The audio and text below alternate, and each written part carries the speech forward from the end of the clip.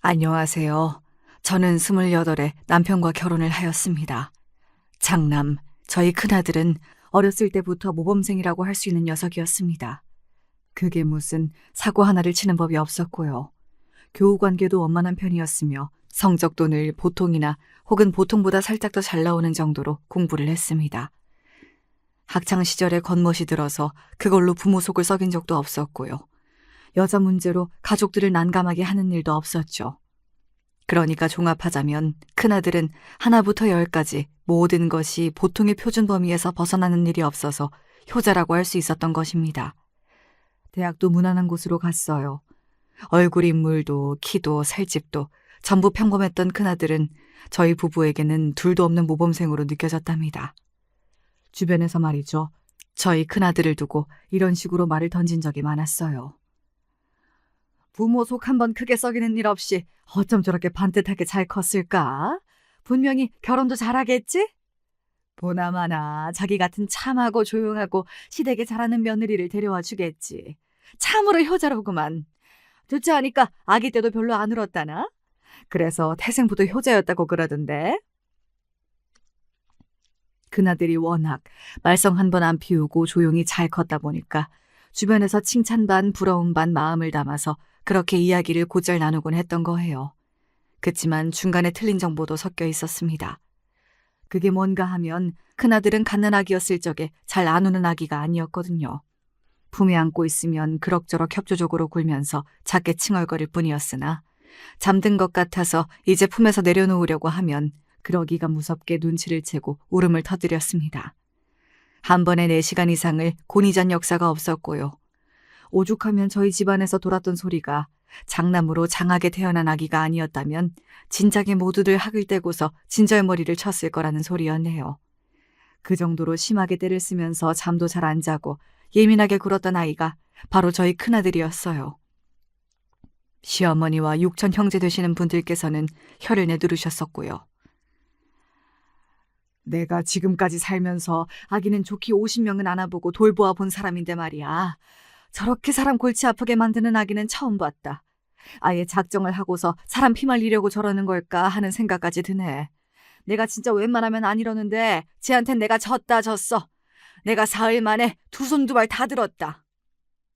그분은 결코 농담이나 장난으로 그렇게 말씀을 하셨던 것이 아니라 표정에서부터 학을 떼고 계셨죠. 아기의 타고난 기질이 뭐 저렇게 고약하냐면서 진절머리를 치셨고요. 그렇게나 돌보기 힘든 아기를 제가 처절하게 붙잡고 있었으니 다들 저를 향해서 엄마는 다르다, 엄마가 대단하긴 하네, 이런 반응이었던 듯 싶어요. 큰아들이 성인이 되고 난 이후에도 집안 어른들 사이에서 두고두고 회자가 되었을 만큼 큰아들은 아기였을 적에 활약이 아주 지독했었는데요. 희한하게 작은아들은 반대였어요. 작은아들은 갓난아기였을 적부터 얌전했습니다. 잘 울지도 않았고요. 큰아들은 낯선 얼굴만 봐도 경기를 일으키고 난리를 치면서 울고불고 화를 내면서 발버둥을 치던 아기였는데 작은아들은 낯선 얼굴이 갑자기 자기 눈앞에 다가와도 놀라서 눈만 동그랗게 뜰 뿐 우는 법이 없었습니다. 그런 다음에 낯선 얼굴을 신기하다는 표정으로 빤히 바라보았고요. 그런가 하면 놀랍게도 다른 사람의 품에 안기는 것도 얌전히 잘 해냈습니다. 큰아들의 때에는 상상조차 못했던 일이었어요. 낯선 사람의 품에서 얌전히 있다가 꾸벅꾸벅 졸기도 하였고요. 작은아들은 재우는 것도 어렵지 않았으며 잠투정도 거의 없었어요. 자기 형보다 걸음마도 빨리 시작했고 옹알이도 조금 빠르게 시작한 편이었습니다.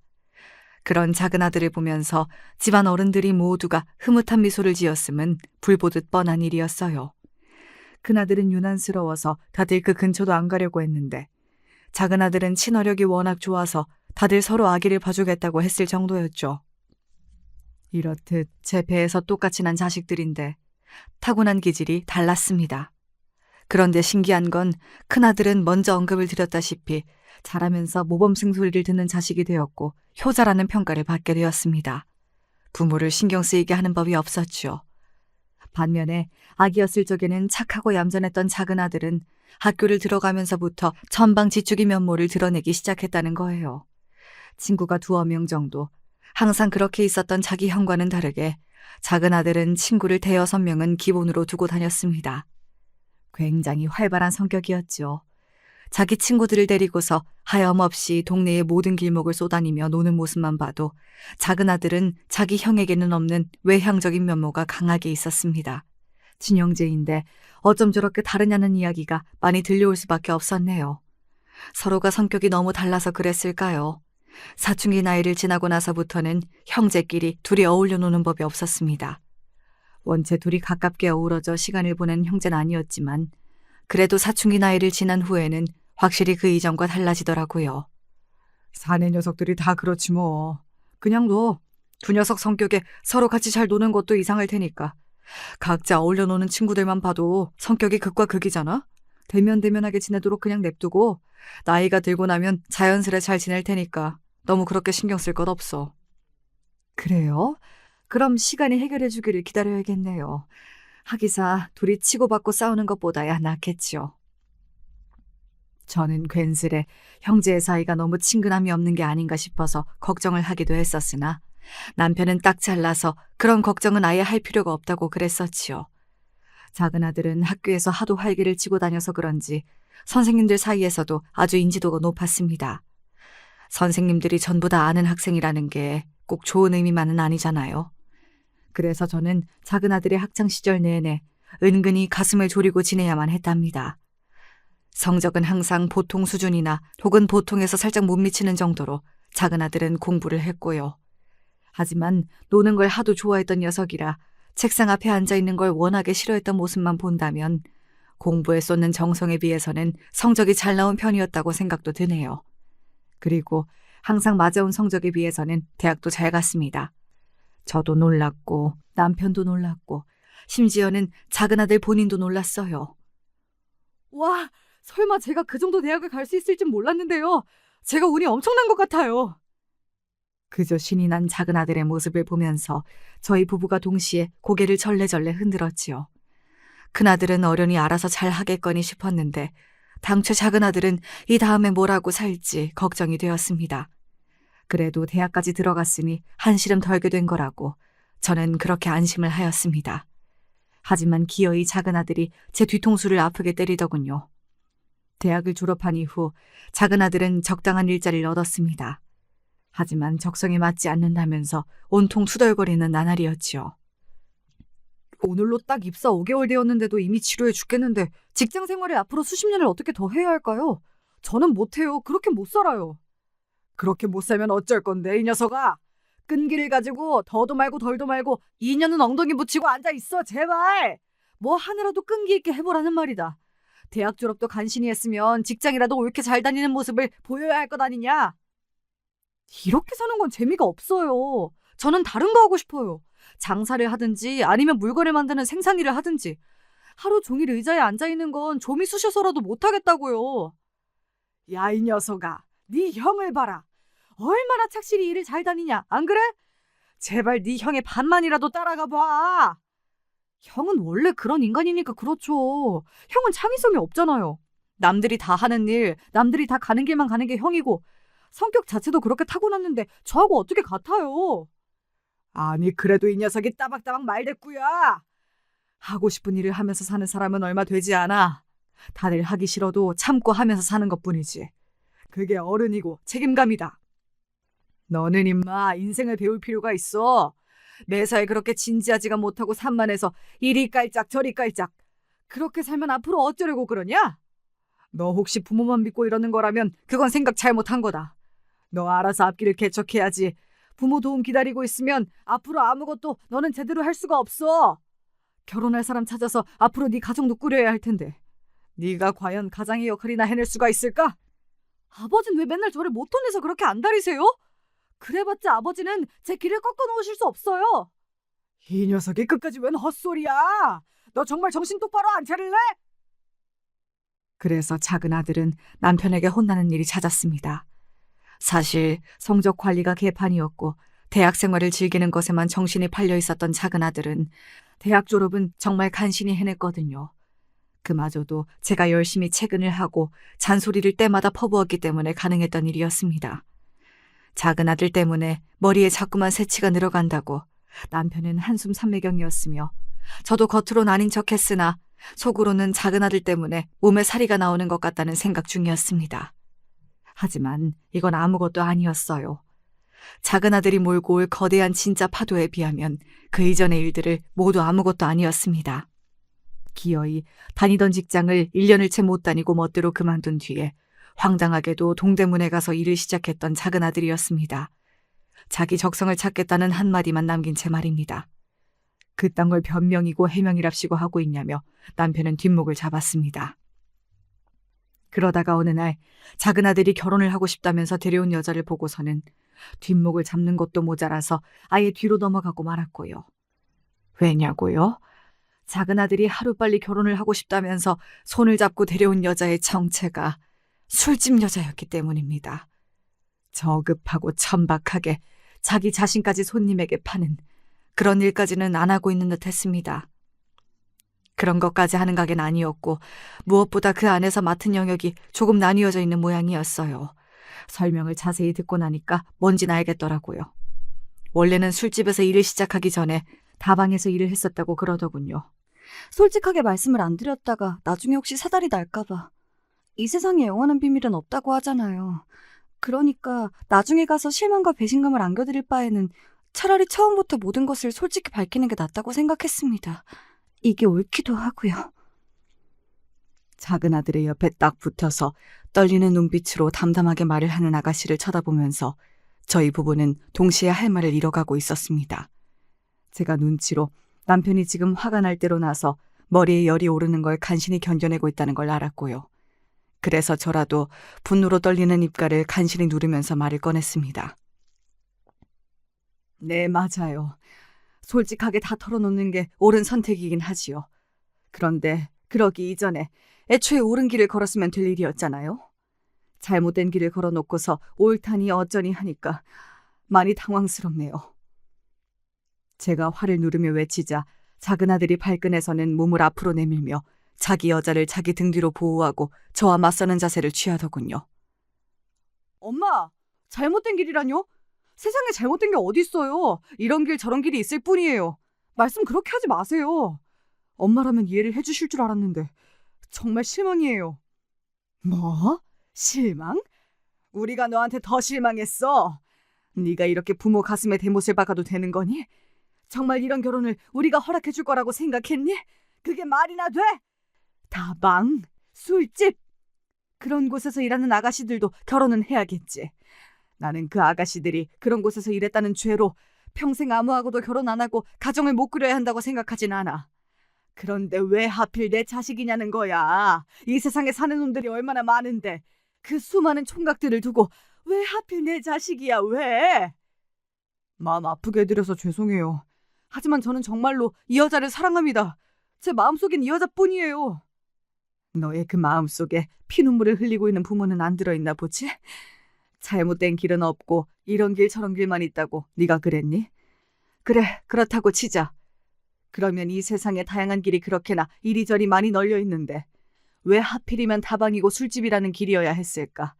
그게 어디 바람직한 길이라고 볼 수 있겠니? 저는 원망 가득한 눈길로 거북이의 등딱지 마냥 제 아들의 뒤에 착 달라붙어 앉아있는 아가씨를 째려봤습니다. 그러자 그 아가씨가 면목 없다는 듯이 울상이 되어서는 조심스레 자기 이야기를 더 꺼내더군요. 양친이 안 계신다고 했습니다. 일찍 돌아가셨다고 하네요. 형제가 하나 있는데 연락이 안 된 지 오래라서 살았는지 죽었는지도 모른다고 그랬습니다. 어리고 순진한 여자를 등쳐먹으려는 나쁜 손길들은 많았고 그 과정에서 그나마 없던 돈도 다 잃었고 빚까지 생겼다고 하였어요. 학교는 중학교까지 나왔고요. 배운 것도 많지 않고 세상 물정도 모르고. 그러나 굶어 죽지 않으려면 먹고 살려면 뭐라도 해야 했는데 그때 유일하게 자신에게 사기를 치지 않고 일자리를 제안해준 어른이 알려준 곳이 다방이었다고 하더군요. 돈이 없는 것도 힘들고 무서웠지만 가장 싫었던 건 혼자라는 거였어요. 외로움이 너무 싫었습니다. 다방에서 일을 하면서 친한 언니들이 생겼고 혼자가 아니라서 좋았어요. 그래서 그 일을 계속했던 거예요. 다방이 문을 닫기 전까진 일을 계속했었고 그 다음에는 같이 다방에서 일을 했던 언니의 소개를 받아서 술집에 발을 들이게 됐던 거예요. 남자 잘못 만나면 인생 종칠 수도 있으니까 꼭 조심하라고. 손님으로 온 남자는 절대로 만나면 안 된다고. 주변에서 귀따갑게 항상 이야기를 들어왔었기 때문에 누구를 함부로 만난 적은 없습니다. 정말이에요. 옳은 길을 알려줄 만한 어른이 단 한 명이라도 있었다면 그렇게 안 살았겠죠. 바람직한 사회가 어떤 모습인지 알려줄 그런 어른이 주변에 없었던 것입니다. 이야기를 들어보니 딱했지만 그건 남일 때 해당되는 거였죠. 제 자식의 일이었기에, 그것도 결혼 문제였기 때문에 저의 고개는 가로로 흔들릴 수밖에 없었습니다.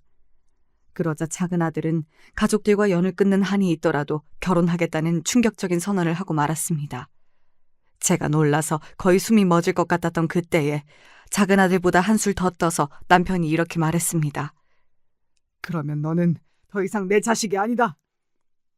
남편은 분노로 이제 거의 쓰러질 것처럼 보였고, 그래서 저는 차마 그 자리에서 남편을 만류하지 못했습니다.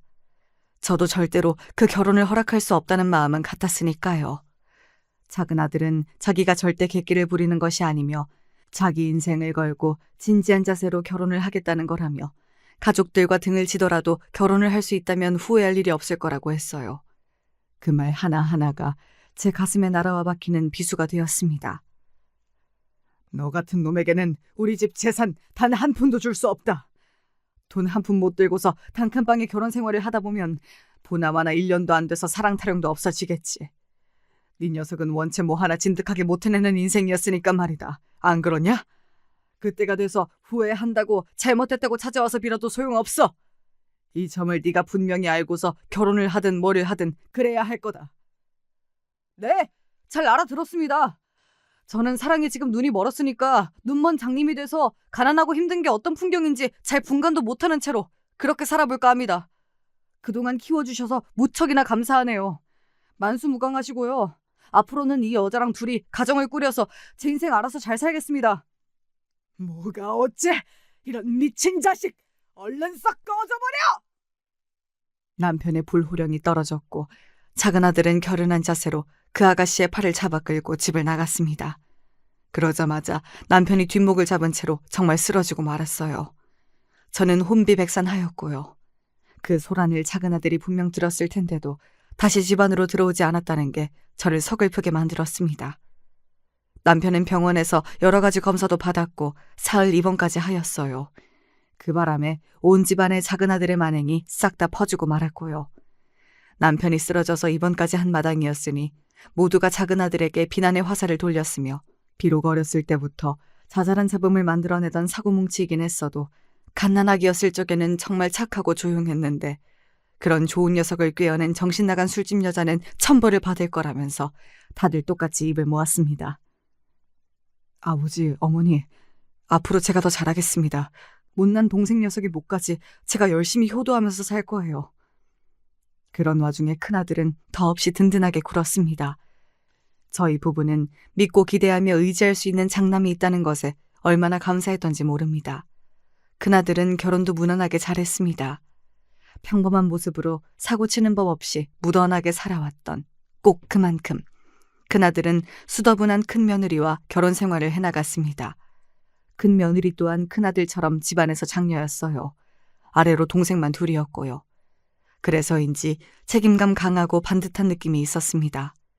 큰아들과 큰며느리는 첫째 딸, 둘째 아들 이렇게 두 아이들을 낳고서 잘 살았습니다.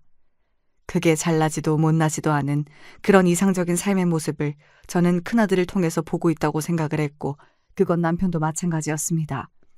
멀쩡히 살아있는 자식을 안 보고 사는 것만큼 황당무계하게 가슴 아픈 일은 없을 것입니다.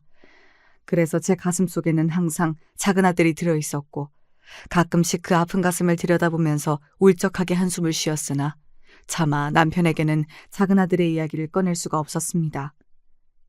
그 괘씸한 녀석, 없는 거나 마찬가지야. 간혹 자주 안 보고 사는 먼 친척들이 작은 아들의 이야기를 눈치 없이 꺼낼 때면 남편이 즉각 버럭하며 그렇게 외쳤습니다. 그리고 자기 앞에서 제발 작은 아들의 이야기를 꺼내지 말라고 하였고요. 사실 절연을 선언했던 그날 이후 작은 아들이 연락을 취해온 적이 있었습니다. 자기 소식을 알려주었어요. 아이가 생겼을 때의 일이었죠. 영원히 처리 안 될 것만 같았던 작은 아들이 이제는 한 생명의 아빠가 되다니. 정말 묘한 기분이 들었고 한편으로는 감동적이었으며 그와 동시에 착잡한 심정이었습니다. 그럼에도 불구하고 작은 아들은 여자 하나 때문에 가족을 등진 자신의 선택을 후회하고 있지 않았기 때문입니다. 경제적인 어려움이 없는 집에서 태어나 자란 녀석이 맨 땅에 헤딩하는 심정으로 결혼 생활을 해나가고 있는데 걱정이 안 될 수가 없었고 측은한 마음이 강했습니다. 그러나 남편과 작은 아들 모두 자존심을 비롯한 복잡한 감정을 앞세워서 그 어느 쪽도 물러나지 않고 있었습니다. 또한 큰아들은 자기 동생을 비난하는 편에 섰으며 그래서 사다리 역할을 해줄 생각은 눈꼽만큼도 없었죠. 아주 어렸을 때나 친했지. 철이 들고 난 이후부터는 친하게 지냈던 적도 없으니까요. 저는 그냥 제가 외동이라고 생각하고 살면 그만입니다. 너는 그래도 네 동생이 걱정되거나 보고 싶진 않니?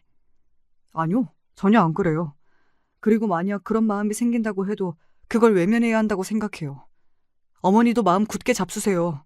그런 불효막심한 녀석을 절대로 받아주시면 안 돼요. 웬만하면 그냥 없는 자식이라고 생각을 하세요. 아버지는 진작에 그러고 계시는 중이잖아요. 어머니도 그렇게 하셔야죠. 저는 떨떠름해져서 그래, 그래야지, 알겠다라고 대답하였으나 큰아들이 너무 냉정하게 구는 것 같아서 마음이 좋지 않았던 게 사실입니다.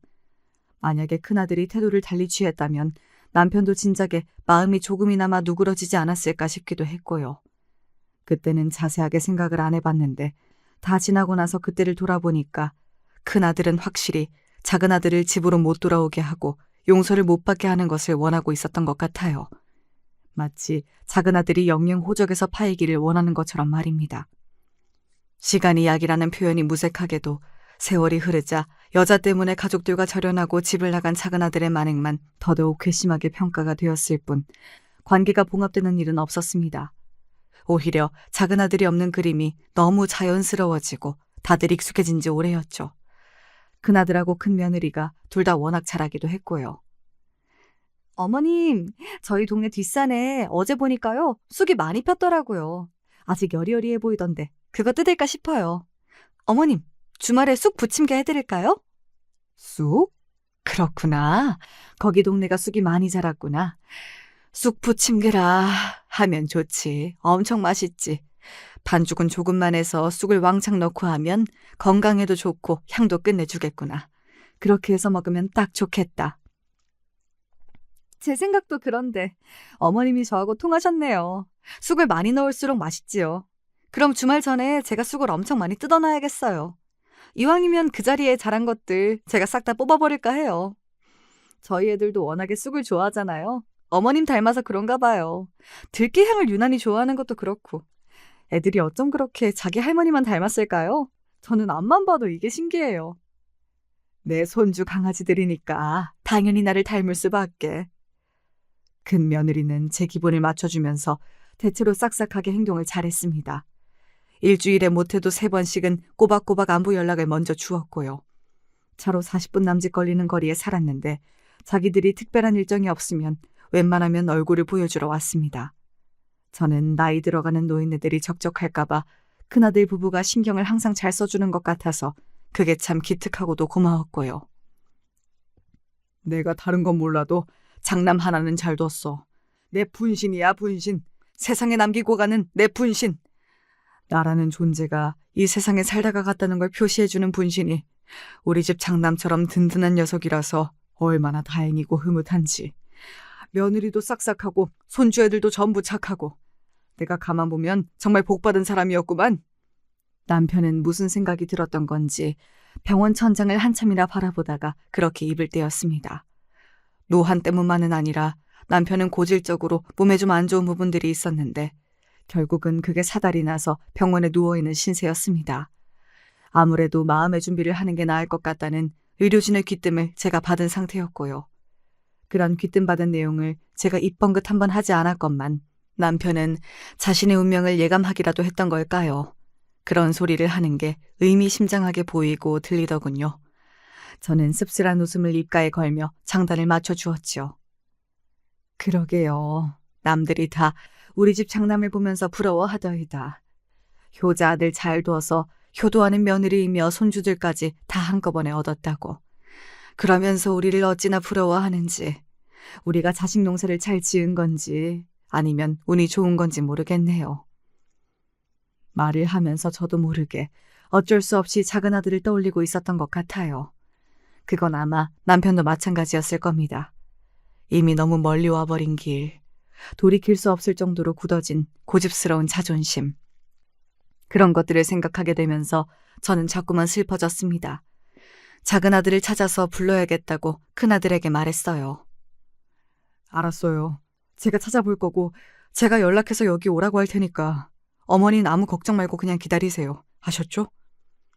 큰아들은 저를 그렇게 안심시켰고 저는 남편의 여명이 오래 남지 않은 때에 든든하게 의지할 자식이 있어서 다행이라는 마음만 들었습니다.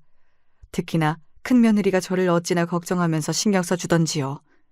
믿을 만한 자식과 며느리가 있어서 다행이었습니다. 당장 하루 이틀 만에 연락이 돼서 나타날 것 같았던 작은 아들은 모습을 비추지 않았습니다. 저는 초조해졌고 큰아들은 연락 닿는 게 쉽지만은 않다면서 조금만 더 기다려달라고 하였어요. 작은 아들이 병원으로 왔던 그때는 남편이 숨을 거둔 후였습니다. 그래서 병실이 아니라 장례식장으로 작은 아들이 발길을 해야만 했습니다. 너 이 녀석아, 왜 이제야 오는 거야? 네 아버지가 너를 얼마나 기다렸는데 왜 이제서야? 멍하게 장례식장에 있던 제가 작은 아들을 발견하자마자 눈물이 확 터져 나왔습니다. 저도 모르게 작은 아들을 향해 달려갔고 눈물을 쏟아냈어요. 작은 아들이 참담한 얼굴로 눈물을 훔쳤습니다. 작은 아들의 어릴 적 모습을 기억하고 있던 집안의 사람들은 이제 모두 다 늙어버린 후였습니다. 다들 한숨과 탄식으로 작은 아들을 바라봤죠. 그때 작은 아들보다 조금 뒤에서 따라 나온 사람이 보였습니다. 깍쟁이처럼 생겼던 술집 아가씨는 이제 수더분한 인상의 중년이 되어 있었습니다. 제 작은 며느리였죠. 화장기 없는 얼굴에 온통 까만 옷을 입고서는 저와 눈이 마주치자 황급히 인사를 보내더군요. 어머님, 정말 오랜만에 뵙습니다. 그간 잘 지내셨지요? 글쎄, 잘 지냈냐는 안부를 묻기에는 지금 장소가 적절하지 않은 것 같은데. 제가 한숨을 쉬며 그렇게 말을 뱉었고 작은 며느리는 금세 가득 눈물이 고인 눈을 아래로 떨구었습니다. 예나 지금이나 면목 없어 하는 모습은 똑같더군요. 저는 작은 아들을 보자마자 삽시간에 가슴속에 뜨거운 것이 차올라서 이성을 잃고 말았던 게 작은 며느리를 보자 정신이 확 들면서 머리가 차갑게 가라앉는 것 같은 기분이 들었습니다. 뭘 어떻게 물어보고 대화를 나누어야 할지 전혀 모르겠더군요. 살 만큼 살았다며 생각을 했건만 이런 순간에 어떻게 해야 하는 건지 그런 지혜를 저는 지난 세월 동안 익히지 못한 모양이었습니다.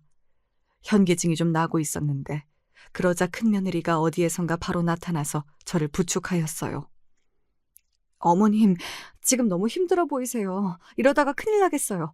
잠깐 바깥바람도 쐬시면서 쉬세요. 네? 제가 모실게요. 저는 괜찮다고 대답하였으나 큰며느리는 제가 이러다 쓰러질 게 분명하다면서 자꾸만 저를 잡아 끌었습니다. 그래서 큰며느리의 부축을 받으며 장례식장의 뒤편에 마련된 자리로 갔고요. 따뜻한 차를 한 잔 마시면서 심신을 다스렸습니다. 하지만 그렇다고 한들 어떻게 진정이 되겠나요? 머리도 마음도 온통 복잡할 수밖에 없는 상황이었던 것을요.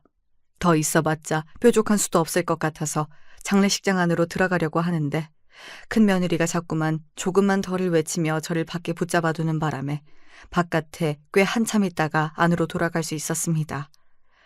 작은 아들 생각에 초조한 발걸음으로 다시 안으로 돌아가자마자 제가 본 광경은 놀라운 것이었습니다. 시누이가 마침 작은 아들의 뺨을 후려치고 있던 거예요. 시누이는 제 남편의 여동생입니다. 제주도에 가서 살고 있었기 때문에 거의 볼 일이 없었고요. 그런데 시누이가 작은 아들을 때리다니. 옆에서 작은 며느리는 거의 울 것 같은 얼굴로 발을 동동 구르면서 작은 아들을 보호하려는 자세를 취하고 있었고요. 대관절 무슨 일인가 싶어서 놀란 심정을 다스리며 제가 그쪽으로 다가가려던 그때 작은 아들의 이런 외침이 들려왔습니다. 제 선택에 후회는 없습니다. 아버지가 돌아가신 건 안타깝고 슬픈 일이죠. 하지만 어쩔 수 없는 일이기도 해요. 저는 그때로 다시 돌아간다고 한들 똑같이 결혼할 거예요. 아버지의 가슴에 대못을 제가 박았다고 해도 그건 어쩔 수 없는 거라고요. 그러자 신우이가 열이 받아서 소리를 질러댔고 다들 중간에서 말리기 시작하느라 정신이 없어졌습니다. 작은 며느리가 연신 죄송하다고 사과를 하면서 눈물을 흘리며 작은 아들의 팔을 잡아 끌고 장례식장 밖으로 향했습니다. 그러다가 저와 딱 마주쳤고요. 엄마 어디 계셨어요? 찾았는데 계속 안 보이시길래 궁금했는데. 작은 며느리가 황급히 눈물을 닦으며 저에게 넙죽 인사를 올렸고 작은 아들은 당황한 목소리를 냈습니다. 그리고 저는 어느새 방금 보고만 광경에 싸늘히 식은 표정으로 이렇게 말을 뱉었지요. 이 못난 녀석, 너는 끝까지 못났구나. 정말 끝까지 자기밖에는 모르는 이기적인 녀석이야. 그래 가라, 가버려라. 다시는 오지 마. 네 아버지도 그걸 원하지 않으실 거다. 작은 아들의 눈동자가 한껏 흔들렸고 그걸 더 오래 바라볼 수 없어서 제가 먼저 고개를 휙 돌리고 걸음을 옮겼습니다. 저에게 외면당한 작은 아들은 못 박힌 듯이 거기에 더 서 있다가 작은 며느리와 함께 모습을 감췄고요. 우리 오빠가 사람 참 괜찮았잖아요. 언니도 알잖아요. 옛날에 언니가 시집와서 오만 고생 다 하고 있을 때 그래도 우리 오빠가 괜찮은 사람이라 버틸 수 있었던 거죠. 자기 처자식한테는 오빠가 옛날 사람 치고 제법 다정하게 잘 챙기는 사람이었다고 저는 그렇게 생각해요. 그런데 그런 사람이 자식 복이 그렇게나 없어서 어쩌나 싶어서 속상하네요. 차남은 영원히 글렀지만 그래도 장남 하나는 건지고 떠나서 오빠가 마지막 가는 길이 너무 슬프지만은 않았기를 바라고 있어요. 한숨을 푹푹 내쉬며 말을 하는 신우이는 젊었을 적에 인상이 참 앙칼진 사람이었지요. 그랬는데 이제는 나이가 많이 들어버렸습니다. 그렇게 세월을 한껏 먹어 바뀌어버린 신우이를 쳐다보면서 저 역시도 많이 늙었다는 사실을 새삼 실감하게 되더군요. 남편을 떠나보낸 이후 자꾸만 거울을 들여다볼 때마다 그 안에 제가 하루하루 빠르게 늙는 것 같다는 인상을 지울 수가 없었습니다. 제가 이제 혼자가 되어서 적적하고 외로울 것 같다며 큰아들과 큰며느리 두 사람이 많이 걱정을 하고 있었고요. 저도 이런저런 생각이 많이 들고 있던 그 시기에 두 사람이 전에 없이 진지한 얼굴을 하고서 제 앞에 앉더니 이런 이야기를 꺼냈습니다. 어머니, 이제 어머니도 많이 늙으셨잖아요. 전적으로 저희한테 의지하시고 그렇게 남은 인생 편하게 사셨으면 좋겠어요. 그래서 말인데 그 재산 있잖아요. 건물 하나 있는 거요. 혹시 그거 미리 주실 순 없을까요? 그거 받고 저희가 관리하고 살면서 어머니 잘 챙겨드리면서 그렇게 살고 싶은데요. 사실 어머니가 걱정하실까 봐 말씀을 못 드렸는데 제가 요새 회사에서 사정이 좀 어려워진 지 몇 달 됐어요. 정년을 이대로라면 채울 수 없을 것 같고요. 맞아요, 어머님. 마음 편하게 그냥 재산 미리 주시고 효도 받으면서 그렇게 지내셨으면 좋겠어요. 제가 그렇게 대단히 훌륭한 며느리는 아니었지만 그렇다고 해서 어머님께 부족하고 모자란 며느리는 아니었던 것 같아서요. 좋게 봐주시고 좀 믿어주셨으면 합니다. 믿어주시면 제가 그 믿음에 보답하면서 여태까지보다 더 어머님께 열심히 잘하는 며느리가 될게요. 약속드려요. 예상은 조금 했지만 역시나 재산 이야기였어요. 정확히는 작은 건물 하나 있는 거 이야기였죠. 혹시 다른 재산은 없느냐고 큰아들 내외가 물어보길래 저는 단호하게 고개를 가로저었습니다. 그 건물 하나뿐이라고요. 매매 가치가 대단한 건물은 아니었으나 다달이 들어오는 새만 해도 그럭저럭 먹고 사는 데는 문제가 전혀 없었습니다. 그걸 달라고 하는 큰아들과 큰며느리의 요청은 합리적이었죠. 자식 안 주면 누굴 주나요? 하지만 제가 가진 의무는 이것이었어요. 어차피 지금 안 받아도 결국 너희가 그 건물 가지게 될 텐데 그리고 아직 회사에 버틸만 하면 버틸 때까지 일단은 버티다가 나중에 건물 받고 그래도 되지 않겠니? 굳이 미리 달라고 하는 이유가 있을까? 아버지 돌아가시는 거 보고 많은 생각이 들었습니다. 어머니가 언제 돌아가실지 모른다는 불안과 걱정이 어쩔 수 없이 요새 자꾸만 들더라고요. 솔직히 지난 세월 자식 며느리의 도리를 다한 건 저희인데 똑같이 자식 며느리랍시고 어머니가 갑자기 돌아가시기라도 하면 건물에 지분 있다고 그쪽에서 나설까 봐 그게 염려가 되기도 하고요. 큰아들이 무척 민망해하면서도 할 말은 하더군요. 제가 죽고 나면 작은 아들과 작은 며느리 쪽에서 재산 나눠 가지겠다고 나설 수도 있고 그러면 큰아들과 큰며느리 입장에서는 억울해도 별 수 없어지는 그런 상황이 올 수도 있다는 것이었죠. 작잡해서 온통 한숨이 나왔고 그런 저를 붙잡고서 큰며느리가 정말 최선을 다해서 앞으로 잘 모시겠다고 눈물로 호소를 해왔어요. 큰아들은 무릎까지 꿇었습니다. 지난 세월 두 사람이 잘해온 건 사실이었죠. 그래서 저는 고민 끝에 그 건물 재산을 미리 증여해 주었습니다. 이게 옳은 길이라고 생각했죠. 하지만 잘못된 길이었나 보더라고요. 정말 놀랍게도 증여를 받자마자 큰아들과 큰며느리 둘 다 입을 싹 씻었습니다. 며칠이 지나도 먼저 연락을 안 하길래 제가 했더니 큰아들이 제 번호를 차단했어요. 큰며느리도 마찬가지였고요. 눈앞이 아득해져서 큰아들 부부의 집을 찾아갔습니다. 그랬더니 큰며느리가 기겁을 하면서 저를 문 밖으로 내치더군요. 어우, 깜짝이야. 이젠 찾아오지 마세요. 자꾸 이러시면 귀찮게 이사를 가야 할 수도 있으니까요. 설마 다 거짓이었니? 나를 평생 잘 모시겠다며 그게 다 거짓이었어? 어떻게 사람의 탈을 쓰고 그럴 수가 있니? 그걸 믿으신 분이 바보 아니에요? 여태까지 마음에도 없는 효도하느라 짜증나고 힘들었는데 그 대가를 이렇게 받는 것 같아서 너무 신나고 좋네요. 어머님은 지금 살고 계신 집이 있잖아요. 그거 있으면 됐죠.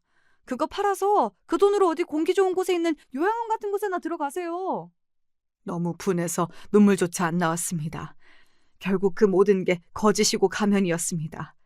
큰며느리의 뒤로 빼꼼 보이는 큰아들의 모습에 기가 막히더군요. 제가 온 게 민망하다는 듯이 헛기침을 일부러 해대면서 집 안으로 사라졌어요. 이럴 순 없다고 중얼거리는 저를 큰며느리는 벌레 보듯 경멸 어린 시선으로 바라봤고 입가에는 비웃음을 한껏 걸었습니다. 돌아가시면 그때 뵈러 갈게요. 잘 가세요. 아무런 미련 없이 후련하다는 듯 큰며느리는 세계 현관문을 닫았죠. 저는 기력 하나 없이 집에 돌아왔고 밤새 끙끙 앓았습니다. 큰아들 내외의 만행은 사흘 만에 소문이 났고 모두가 비난을 해댔지만 정작 당사자들은 꿈쩍 않았어요. 그리고 그 소식이 작은아들 내외의 귀에까지 들어갔던 것입니다. 작은아들과 작은며느리가 저를 찾아왔어요. 힘없이 문을 열어준 저를 보자마자 작은아들이 울컥했고 작은며느리가 흐느끼기 시작했습니다. 엄마, 저희가 모실게요. 저희랑 같이 가세요. 너는 왜 와서 난리니? 나 아직 죽을 때 안 됐다. 혼자 멀쩡히 살 수 있어. 그리고 건물도 없는 노인네를 모셔봤자 너희에게 무슨 득이 되겠니? 득이요? 부모 자식 간에 무슨 득을 따져요. 엄마, 이상한 소리 하지 마시고 일단 저희랑 같이 가세요. 며칠만이라도 일단 저희 집에서 지내세요. 작은아들의 말에 갑자기 가슴이 뜨거워졌습니다. 저도 모르게 고개를 끄덕였고 작은며느리가 훌쩍이면서 제 요청에 따라서 제 짐을 챙겨주었습니다. 그리고 도착한 곳은 아주 번지르르한 신축 빌라였는데 내부가 아주 넓었습니다. 게다가 이런 동네에 이런 위치라니. 저는 작은아들이 비록 결혼하고 초반에는 힘든 시절을 보냈을지언정 이제는 아주 보란듯이 성공해서 잘 살고 있다는 걸 그제야 알 수 있었습니다. 어머님, 속지 않은 심정으로 모실게요. 저희는 이미 결정 내렸고 애들도 얼른 할머니랑 추억을 쌓고 싶다면서 신난 상태예요. 어머님만 좋다고 하시면요. 작은 며느리가 저를 위해 밤을 새워 직접 만들었다는 호박 식혜, 도토리묵, 그리고 삼계탕으로 상을 뚝딱 차리더니 비장하게 말을 해왔습니다. 혹시 제가 불편해할까봐 애들은 각자 친구 집에 가 있다는 이야기를 듣고 피식 웃음이 나왔습니다. 애들이 자기 아빠를 닮아서 그런지 친구들이 엄청 많고 성격이 밝다고 하는 소리에 왜 그렇게 웃음이 나던지요. 힘을 내서 열심히 먹기 시작했더니 작은 며느리의 표정이 점점 밝아졌고 작은 아들은 싱글벙글이었습니다.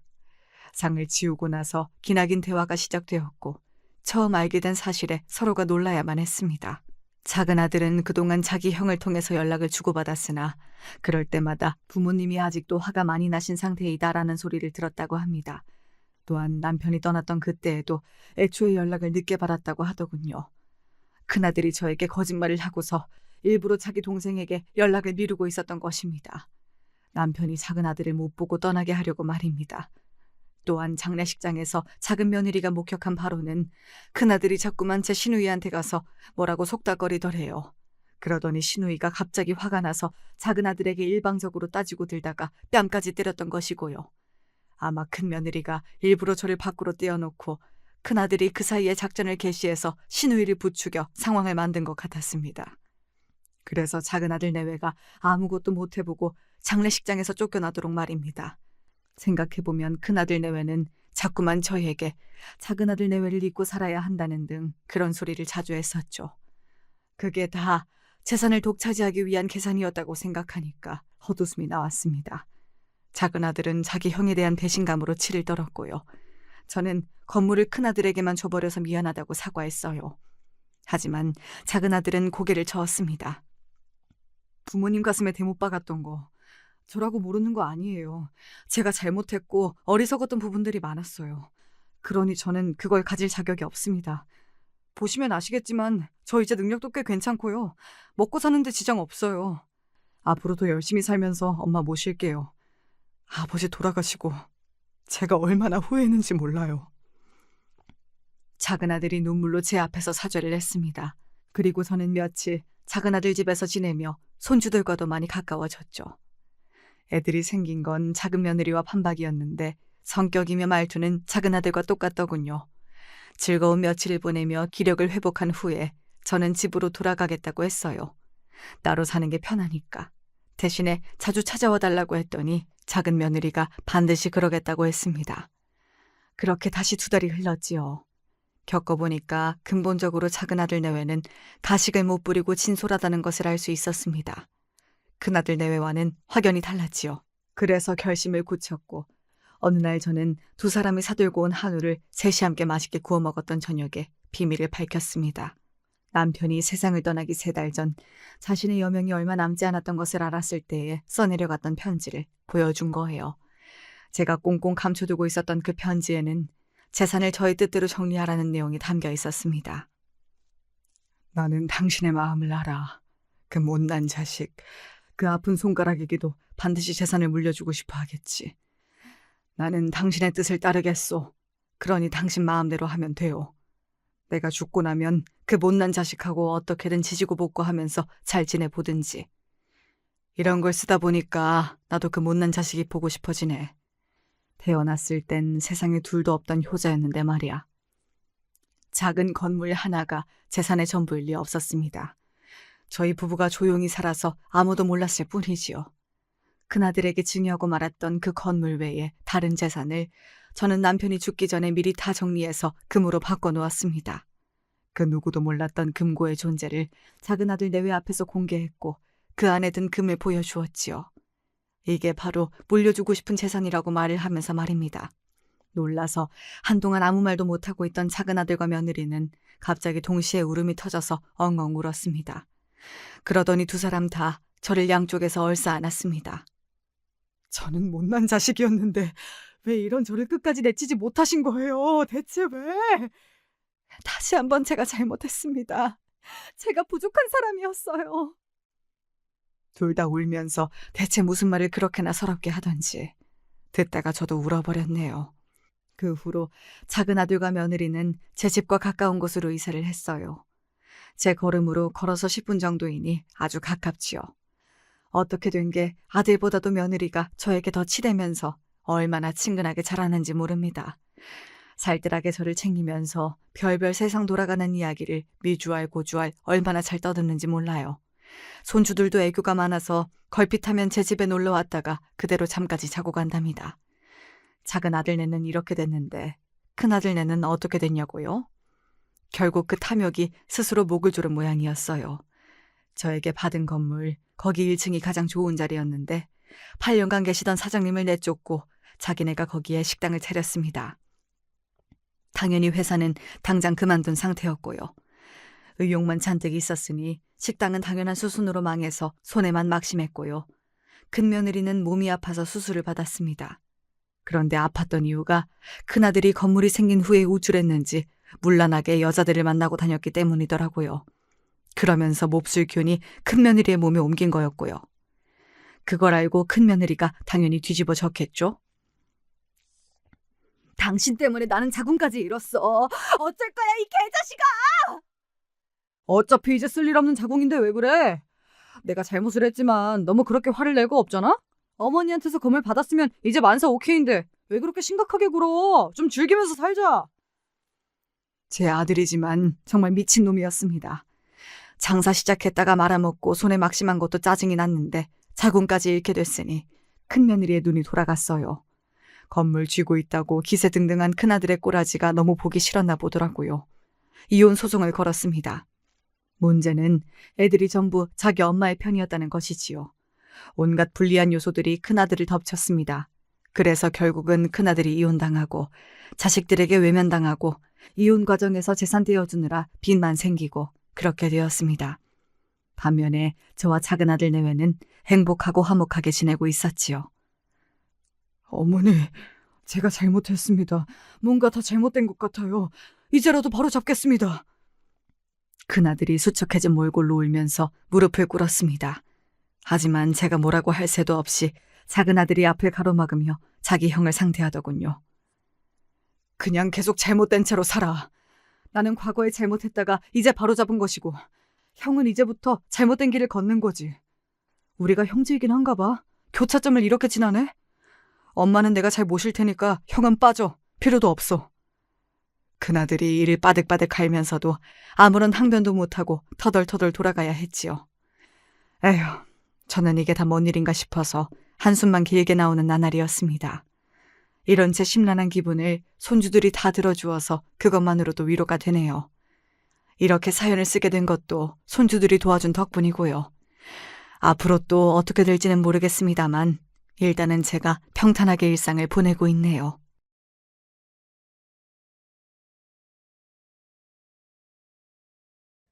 안녕하세요. 50대 후반 여자입니다. 사연 즐겨 듣고 있어요. 전 저한테 가장 빛나는 존재인 이제 막 20살이 된 아들이 있습니다. 제가 사연을 보낸 이유는 제가 사랑하는 가장 소중한 아들이 저희 남편을 정말 놀랄 만한 사연이라 여러분들에게 공유하고 싶어서 이렇게 사연을 보내게 됐어요. 그럼 잡설은 각설하고 사연 바로 시작해 보겠습니다. 저희 집은 어릴 적부터 늘 가난했어요. 남편네 집은 저희 집보단 부유한 편이었고요. 20대 중반에 만난 남편은 다정한 사람이었어요. 저보다 4살이 많았고요. 4살 차이는 궁합도 안 본다잖아요. 그 당시엔 제 친구들도 하나 둘 결혼하고 저도 결혼하기에 적은 나이가 아닌 상태였죠. 저는 지독한 가난 속에 하루하루를 살아왔기 때문에 남편이 저희 집보다 조금이라도 더 나은 형편이라는 그것만으로도 남편이 좋아 보였습니다. 남편이 다정하고 말도 유머러스하게 잘하는 편이어서 같이 살면 재미도 있고 굶고 살진 않겠다는 생각이 있었어요. 그래서 결혼을 하기로 했고 제주도로 떠난 신혼여행에서 저는 허니문 베이비로 우리 아들을 얻게 됐답니다.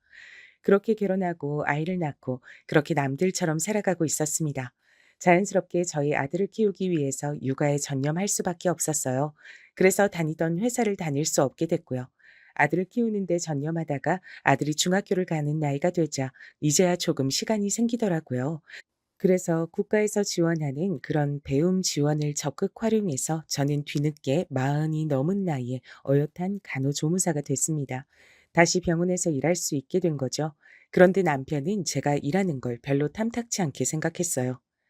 당신이 노력하는 건 알겠는데 벌면 얼마나 번다고 그렇게 뻔질나게 나가는 거야? 어?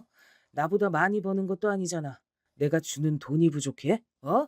그러냐고. 말을 해봐, 말을. 아니, 여보, 그런 말이 어딨어요. 나 회사 다닐 때보다 병원 다니는 게 더 적성에 맞는 것 같아요. 요즘 다시 일하니까 활력도 생기는 것 같고 정말 좋단 말이에요. 우리 준이도 다 컸는데 내가 언제까지고 집에만 있으면 당신은 좋아요? 나도 사회생활을 하는 게 훨씬 더 좋을 거 아니에요. 월급도 받고요. 안 그래요? 그래도 그렇지. 우리 아들 준이한테 소홀할 정도로 일하고 그러면 안 된다, 이 말이야. 난 그걸 걱정한 거지. 뭐 일하지 말라는 건 아니야. 암튼 우리 가정에 문제 안 생기게 처신 똑바로 하고 알겠지? 내가 다 우리 가족 걱정돼서 하는 말이야. 내 말 무슨 말인지 알지? 아, 알죠. 걱정 마요. 여보도 참 그런 걱정을 뭐하러 사서 해요. 오늘도 일하느라 피곤했을 텐데 얼른 씻고 와요. 내가 여보 좋아하는 김치찌개에 계란말이 해놨어요. 오늘 현장 많이 바빴어요? 그래. 난 새벽같이 나가서 노동하느라 고생하는데 당연히 그래야지. 그렇고 말고 김치찌개 계란말이 그게 다야? 고기는 없어? 고기 사와서 나 씻는 동안 좀 구워놔. 식탁엔 그래도 고기가 있어야지. 당신도 이제 돈 벌잖아. 그 정도는 우리도 먹고 살아야지. 나 씻고 올게. 얼른 고기 사와. 남편은 딱 결혼 전까지만 다정하고 유머러스한 사람이었습니다. 남편과 결혼하고 알고 보니 남편은 다니던 전 회사에서 크게 사기를 당해서 몇 달째 월급을 못 받은 상태였더라고요. 제주도로 신혼여행도 겨우 다녀온 셈이었죠. 그렇게 남편이 다니던 회사에서 결국 월급도 못 받고 그만두게 되자 남편은 신혼기간 내내 방황을 하다가 저희 아들을 가진 지 5개월이 되던 차에 드디어 저랑 아들을 책임져야겠다고 생각을 했는지 막노동 판에 나가서 돈을 벌기 시작하더라고요. 저는 그렇게 일해서라도 남편이 돈을 벌어올 수 있어서 얼마나 다행이었는지 모릅니다. 그렇게 남편은 점점 한 달에 일하는 날짜가 많아졌고 업력이 늘어갈수록 돈도 대우도 모두 점차 좋아지고 있었습니다. 남편은 회사에 크게 한 번 되었잖아요. 그것도 저와 결혼 전에 말이죠. 그때 말했으면 어쩌면 저는 남편과 결혼하지 않았을지도 모릅니다. 저희 집보다 형편이 조금이라도 나아 보여서 결혼한 것도 컸기 때문이었죠. 물론 그때 만약 남편과 결혼하지 않았다면 지금 제 옆에 소중한 우리 아들 준이는 이 세상에 없을 테니까 그런 생각은 접어둬야겠지만요. 어쨌든 그래서인지 회사 생활에 대해서 남편은 굉장히 회의적이고 부정적이었어요. 제가 아들 준이를 어느 정도 중학생으로 키워놓고 다시 공부해서 마음 넘어 간호조무사가 되어 출근을 할 때도 탐탁지 않아 하는 게 사실 그런 영향도 있었던 것 같습니다. 게다가 남편은 가부장적인 면이 꽤 있는 편이었거든요. 아무래도 자기 벌이가 부족해서 버는 거냐는 그런 자격지심이 있었던 것 같았어요. 제가 그런 말을 입 밖으로 꺼낸 적이 전혀 없는데도 말이죠. 정말 남자들이란, 남편들이란 대체 왜 그러는 걸까요? 그래서 저는 변명까지 만들어 이야기해야 했습니다. 사실 형편이 그렇기도 했고요. 아니, 그런데 내가 버는 걸로 부족한 것도 아니고 굳이 간호조무사를 하겠다고 그 나이에 다시 공부를 하고 왜 그렇게 일하려고 하는 거야? 악착같이 아등바등 뭐 일반 회사를 다니는 것보다야 훨씬 낫긴 하겠다만 난 이해가 안 돼 당신이. 아이 참. 여보, 우리 준이 이제 중학생이에요. 고등학교 올라가고 대학 가면 대학 등록금까지 돈 엄청 많이 필요할 거 아니에요. 그 돈 미리 벌어 두자는 거죠. 나도 일할 수 있을 때 일하는 게 좋잖아요. 그동안 여보 혼자 돈 버느라 고생한 거 너무 잘 알아요. 나도 물론 준이 키우느라 집에서 고생했지만 밖에서 돈 벌어오는 당신만 하겠어요. 하긴 그렇긴 하지. 그래, 준이 이 녀석 대학 가고 하면 대학 등록금 그게 정말 장난 아니긴 하지. 알겠어. 당신이 그런 생각하면서 일하겠다는 건지는 몰랐네. 그래, 당신도 일하니까 힘들지? 이게 보통 힘든 게 아니야. 안 그래? 그럼요. 당연하죠. 여보도 그렇잖아요. 출퇴근이 여간 힘든 게 아니네요. 그런데 오랫동안 쉬어서 그런지 난 출퇴근하는 게 아직은 재밌어요. 몸은 힘들지만 환자들 돌보고 간호하는 게 보람도 있고 그래서 그런지 암튼 좋아요. 뭐 당신이 좋다고 하니까 다행이네. 잘 다녀봐. 준이야, 밥 먹자. 아빠 다 씻고 나왔다. 아빠가 엄마한테 고기 반찬까지 해오라고 했어. 식탁엔 고기가 있어야지. 안 그러냐? 오, 고기다. 고기. 좋아요. 맛있겠다. 엄마, 고기 사오는 거 저 시키시지 그랬어요. 김치찌개도 그렇고, 계란말이도 그렇고, 다 맛있겠네요. 잘 먹겠습니다. 우리 아들 공부하는데 엄마가 방해하면 되겠어? 맛있게 먹어, 아들. 여보도 맛있게 먹고요. 남편은 그래도 제가 아들 준이 대학 등록금 미리 마련한다는 핑계와 남편 혼자 버는 거 이제 도와주고 싶다고 그런 얘기들로 잘 넘어가니까 또 뭐라고 안 하고 잘 넘어가긴 하더라고요. 그렇게 저는 열심히 간호조무사로 일하고 저희 남편은 건설 현장에서 계속 일을 해왔습니다. 간호조무사로 그렇게 열심히 일했고 어느덧 몇 년이 꼬박 흘렀네요. 일을 하면서 어려운 것도 많았지만 환자들을 돌보고 안내하고 아픈 곳을 고쳐주는 일은 저의 적성에 딱 맞는 일이더라고요. 제가 환자분들에게 치료를 해주었다는 사실에 대한 보람도 있었고요. 출근하고 퇴근할 때까지 눈코 뜰 새 없이 바쁘게 흘러가지만 즐겁게 일했던 것 같습니다. 그렇게 일하고 나면 너무 피곤해서 녹초가 됐죠. 녹초가 되어 집으로 돌아가도 사랑하는 남편과 아들 준이가 있어 참 행복했습니다. 그렇게 준이도 어느덧 고등학교를 졸업할 나이가 되어갔고요. 물론 일을 다시 시작하고 나선 남편과의 관계가 예전보다 더 뜸해지긴 했습니다. 남편도 현장에서 일이 더 많아서 피곤해진 것이 이유라고 생각했어요. 그리고 저 또한 병원에서 시달리다가 돌아오고 나니 피곤했기 때문이라고 생각했고요. 왜 그렇잖아요. 피곤하면 아무것도 할 기운이 안 나니까요. 그래서 별 대수롭지 않게 넘어가곤 했습니다. 그러다가 저희 엄마가 암에 걸리셔서 갑자기 병원에 입원하시게 됐습니다. 저는 제가 간병을 할까 하다가도 전문 간병인을 쓰면서 제가 퇴근 후에 엄마 간호를 하는 것이 더 효율적이라고 생각해서 그렇게 하기로 했죠. 저희 집은 어릴 적부터 매우 가난하다고 이야기를 들었었죠. 제가 결혼하고 나서도 당연하게도 별반 달라지지 않았습니다. 여전히 가난했고 엄마의 병원비가 힘에 부쳤습니다. 제가 버는 돈은 꼬박 다 엄마 병원비에 간병비로 들어가곤 했으니까요. 전문 간병인을 쓰는 시간도 아끼려고 친정 아빠한테 제가 병원에서 일하는 동안에는 엄마 간호 좀 해달라고 부탁했고요. 친정 아빠는 흔쾌히 당연히 본인이 지키겠다면서 너무 걱정 말고 간호조무사로 병원에서 일하라고 하셨지만요. 하지만 어떻게 병원 일에만 집중할 수 있겠나요? 저희 엄마가 암으로 힘들어하면서 병원에서 하루 종일 누워 계신데 말이죠. 아빠, 전문 간병일 쓰는 것도 돈이 좀 많이 드네요. 제가 버는 걸로 병원비 내는 것도 빠듯하고 해서요. 제가 퇴근하고 주 3일 올 테니까 그 외 시간은 아빠가 조금 엄마 곁에서 간병 좀 해주세요.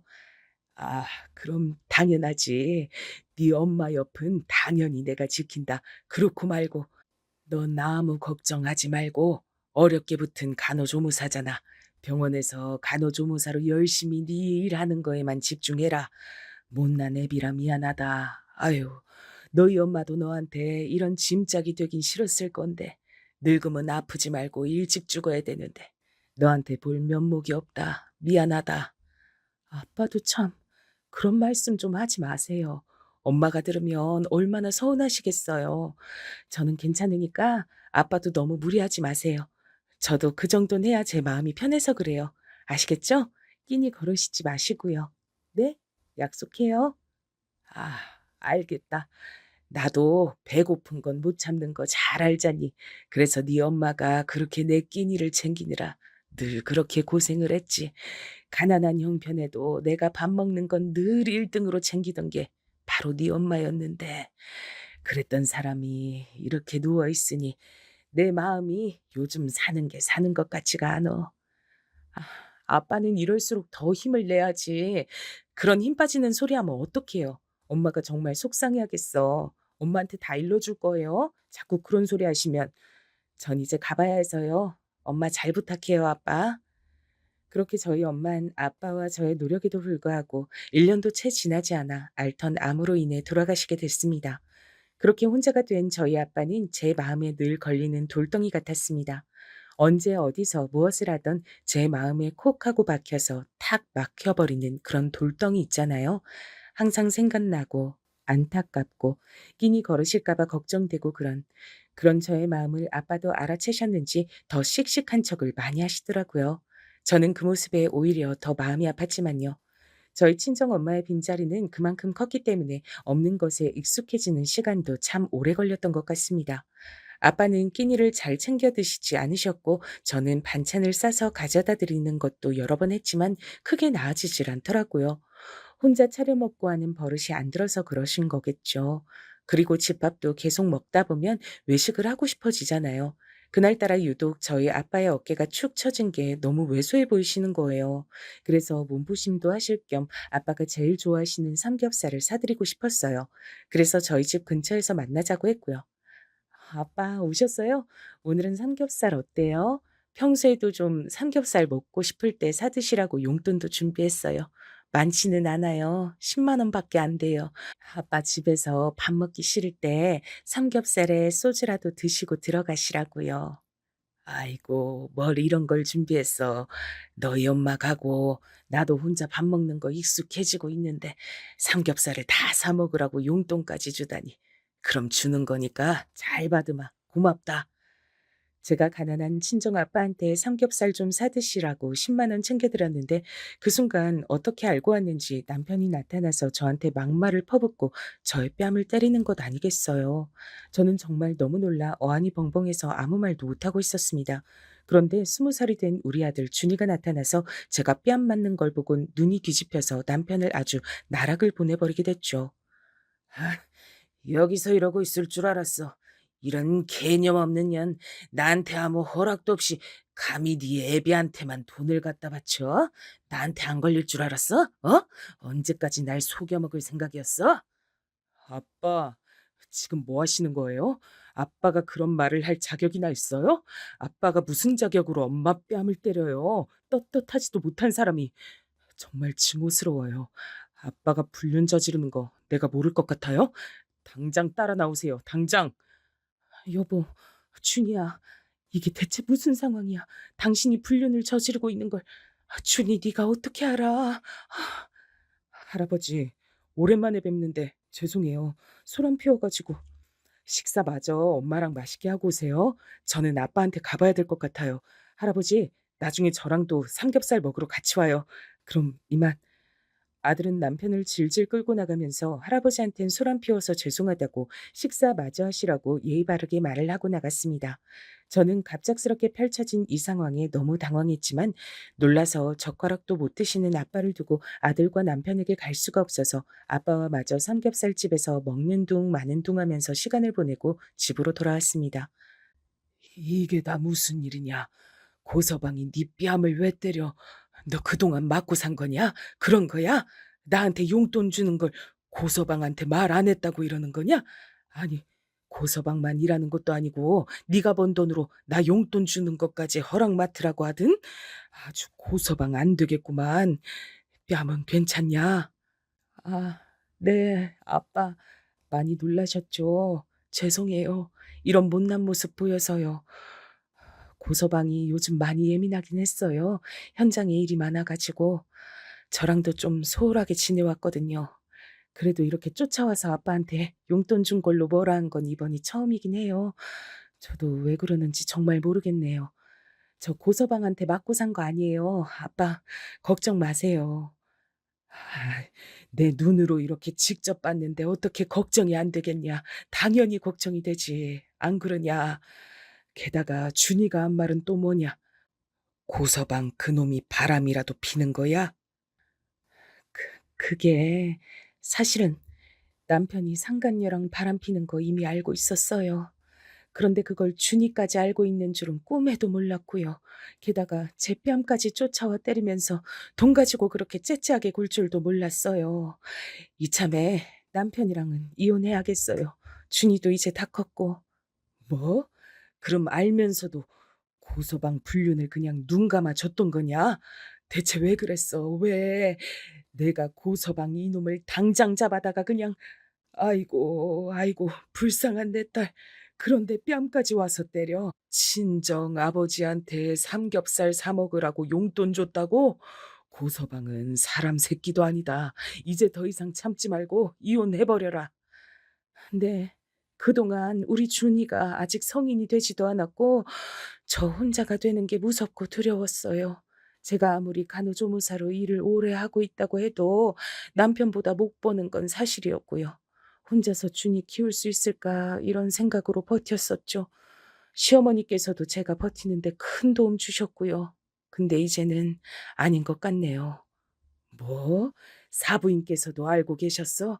나 참, 그 양반도 너한테 어떻게 그러냐? 자기 아들 간수 안 하고 자기 아들한테 뭐라고 해서라도 너한테 이러면 안 되는 거 아니냐? 어? 아이고, 제가 참고 살겠다고 한 걸요. 이제 제가 다시 다 바로잡을게요. 우선 아들 준이랑 얘기부터 해보고요. 준이가 언제부터 알게 된 건지 너무 걱정돼서요. 아빠, 너무 저 걱정 마세요. 걱정 끼쳐드려서 죄송해요. 아, 아니다. 내 생각은 말고 얼른 한 입이라도 좀 먹어라. 먹어야 기운 나서 이혼을 하든 준이한테 가서 어떻게 알았냐고 묻든 그렇게 할 거 아니냐. 얼른 먹어. 고긴 내가 구우마. 고기를 먹으면서 저는 남편의 불륜을 알게 된 그날을 떠올리게 됐습니다. 고기가 구워지면서 피어오르는 연기를 보다 보니 그날의 일이 아득히 떠오르더라고요.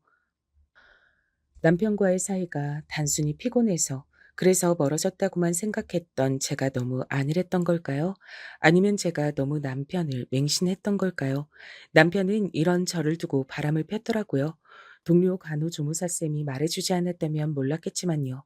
그래도 저는 알아서 천만다행이라고 생각했습니다. 속이 뒤집어지고 하늘이 까매지는 기분이 바로 이런 기분이었다는 것을 처음 느껴보았지만요. 남편이 다른 여자와 팔짱 끼고 술 마시고 모텔로 들어가는 걸 제 동료 쌤이 봐버렸다는 건 우연이 아니겠죠. 처음 그 이야기를 듣고서는 정말 정신 나간 사람처럼 그럴 리 없다고 잘못 보신 거 아니냐고 호통을 치다가 이내 진짜냐고 흐느끼다가 동료 간호쌤이 혹시 몰라서 찍어 왔다면서 몰래 찍은 남편을 사진을 보여주는데 그걸 보니까 더 이상 아니라고 부정할 수가 없더군요. 틀림없는 제 남편이었습니다. 귀에서 삐소리가 나는 것 같이 머리가 어지럽고 시야가 흐려지더라고요. 뿌옇게 차오르는 것은 분노와 배신의 뜨거운 눈물이었습니다. 정말 철저한 배신감과 좌절감에서 나오는 눈물이었죠. 저는 당장 남편의 얼굴을 볼 자신이 없었습니다. 그렇다고 갈 곳도 없었죠. 그러다가 조퇴를 하고 하염없이 근처 공원을 걷고 또 걸었습니다. 그러다가 더 걸을 힘이 없어서 주저앉았죠. 그러다 떠오른 건 시어머니였습니다. 당장 퇴근 후 남편의 얼굴을 볼 자신이 없어 시어머니 댁으로 택시를 타고 갔습니다.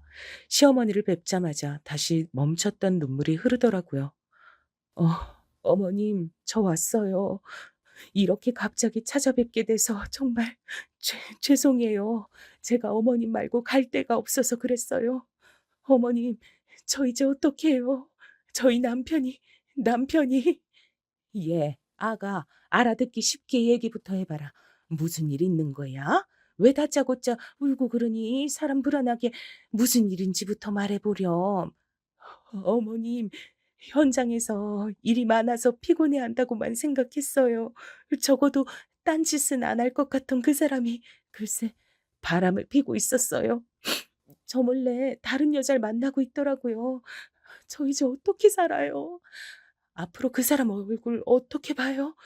우리 준이 아직 고등학생인데 혼자 키울 자신도 없어요, 어머님. 저 너무 막막해요. 숨이 잘 안 쉬어지는 것 같아요. 아이고, 참, 그걸 알게 된 거구나. 미안하다. 내가 면목이 없구나. 알아도 말을 할 수가 없었어. 정말 미안하구나. 내가 죄인이다, 죄인이야. 말려도 말려지지가 않고. 알잖니, 준이 애비 성격. 네?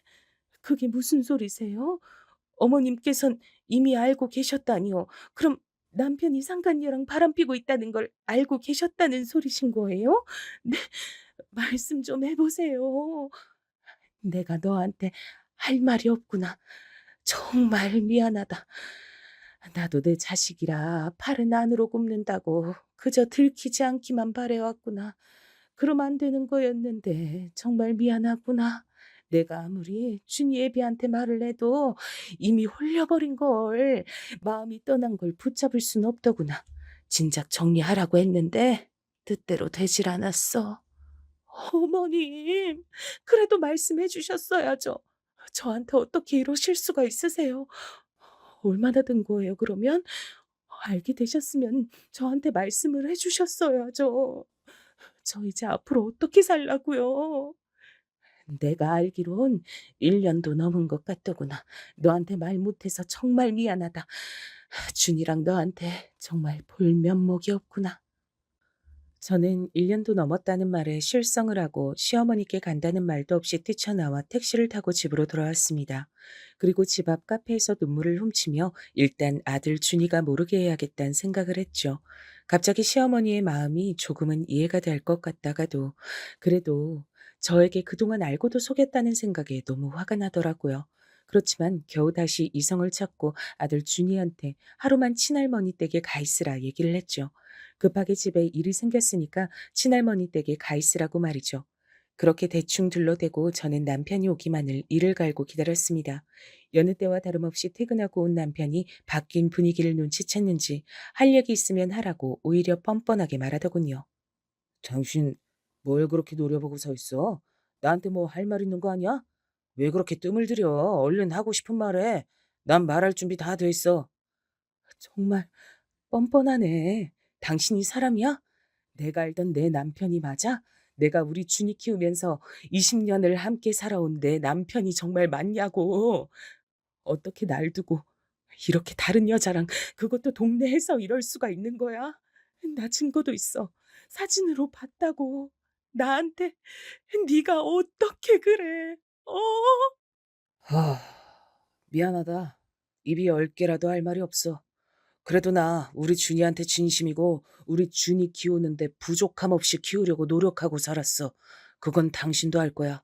그래서 이혼은 생각도 안 한 거고. 그래, 나 그 여자 사랑해.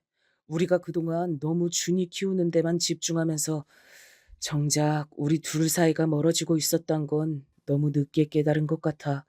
그 여잔 내 멈춰있던 심장을 다시 뛰게 해준 사람이야. 난 여보만 괜찮다면 이제 그 여자를 책임지고 싶어. 뭐라고? 뭐? 책임을 지고 싶다고? 그게 나한테 할 소리니? 책임을 질 거면 우리 자식인 준이부터 책임져야지. 뭣도 모르고 네 자식 키우느라 뼈 빠지게 고생한 나부터 책임져야지. 그게 도대체 무슨 소린지 알고나 짓거리는 거야?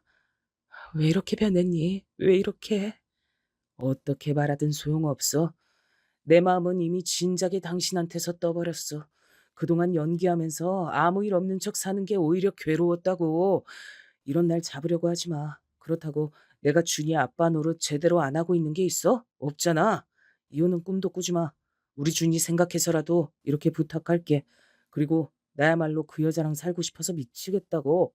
근데 그걸 참고 있는 거야. 바로 준이랑 당신 때문에 살고 싶다고? 그 여자랑 살고 싶어? 그래서 나하고 그동안 아무 관계도 안 한 거야? 당신도 노력 안 했잖아. 피곤해서 그런 거라고만 생각했어.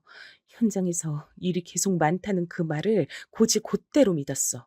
왜냐면 난 당신 아내니까. 그런데 정말 그래? 우리 준이한테 정말 떳떳한 아빠라고 생각하냐고. 우리 가정은 버려두고 고작 그 여자한테 가버리고 싶다고? 그런데 준이랑 나 때문에 억지로 참고 있으니까 뭐 고맙다고라도 말해달란 거야? 미안해. 당신이 무슨 말을 해도 내 마음은 변하지 않아. 이게 내가 결정한 옳은 선택이니까 준이한테 이혼 가정 만들어주고 싶은 거 아니면 잘 생각해. 여보도 속이 말이 아닐 테니까 내 얼굴 보면 화만 나겠지. 나 오늘은 나가서 잘게. 미안. 남편의 뻔뻔하고 당당한 태도에 저는 그만 넋을 잃고 쓰러지고 말았습니다. 세상이 한순간에 무너져 내리는 기분이었어요. 저를 두고 나가려다가 제가 쓰러지니까 병원에 데려가긴 했더라고요. 눈을 뜨자 하염없이 돌아가는 세탁기 통 안에서 정신없이 물에 빠져 허우적대다가 빠져나온 기분이었습니다. 무슨 느낌인지 감이 오실까요? 머리가 핑 도는 느낌이었고 숨이 잘 안 쉬어지고 답답한 느낌이었죠. 아직도 멍하고 상황 판별이 잘 안 되는 느낌.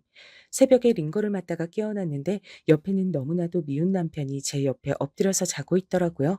당장이라도 남편의 머리를 쥐어뜯고 바닥에 내리 꽂아버리고 싶었지만 그럴 힘이 제겐 남아있지 않더라고요. 남편은 제가 퇴원하는 걸 보지도 않고 바로 현장으로 출근을 했습니다. 아니죠. 사실은 모릅니다. 출근을 했는지 아니면 바람난 상간녀랑 불륜을 저지르러 갔을지도요. 두 눈으로 보고도 믿기지 않는 일이 일어났고 저는 순식간에 혼자가 됐습니다. 물론 준이에게 이야기할 순 없었어요. 준이에게 아빠 없이 평생을 살게 할 자신이 없더라고요.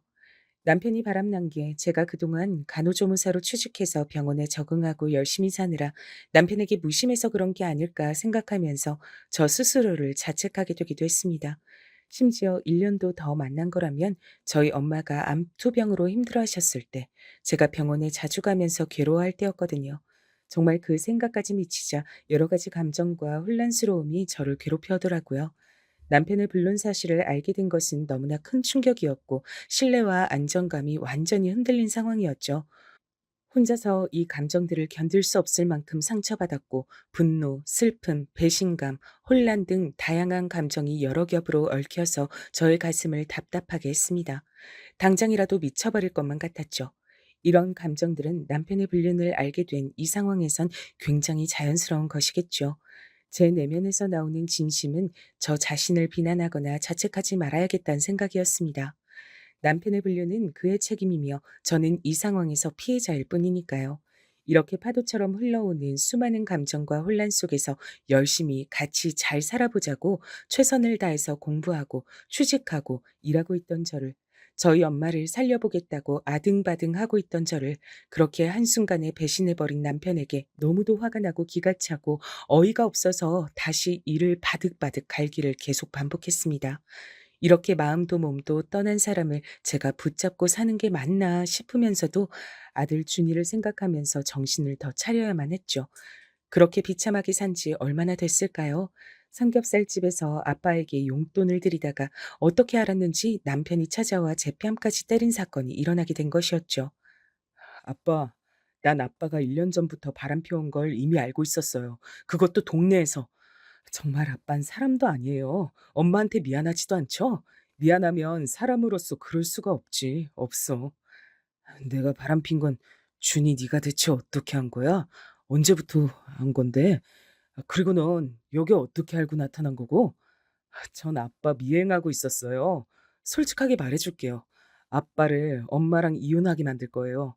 위자료 두둑하게 준비해놔요. 증거 다 모아놨으니까. 아빠한테서 불륜의 증거를 모으느라고 좀 쫓아다녔는데 아빠가 엄마랑 할아버지가 식사하는 삼겹살집에 들어가잖아요. 그래서 문 밖에서 보고 있었죠. 뭐, 뭐? 나랑 네 엄만 오로지 준이 널 위해서 이혼을 하지 않고 있었던 거야. 그건 전혀 몰랐나 보지? 지금까지 모은 증거는 다 아빠한테 내놔. 얼른. 싫어요. 제가 왜 그래야 되죠? 아빠가 엄마한테 뺨까지 때리는 걸 봐버렸는데 내가 아빠를 뭘 믿고 주겠어요? 입장 바꿔서 생각해봐요. 평생 우리 가정을 위해서 고생한 우리 엄마를 배신한 것도 모자라서 엄마가 할아버지한테 용돈 드리는 거 그게 그렇게 배알이 꼴렸어요? 아니 그건 나도 사실 네 엄마 뒷조사 중이었다.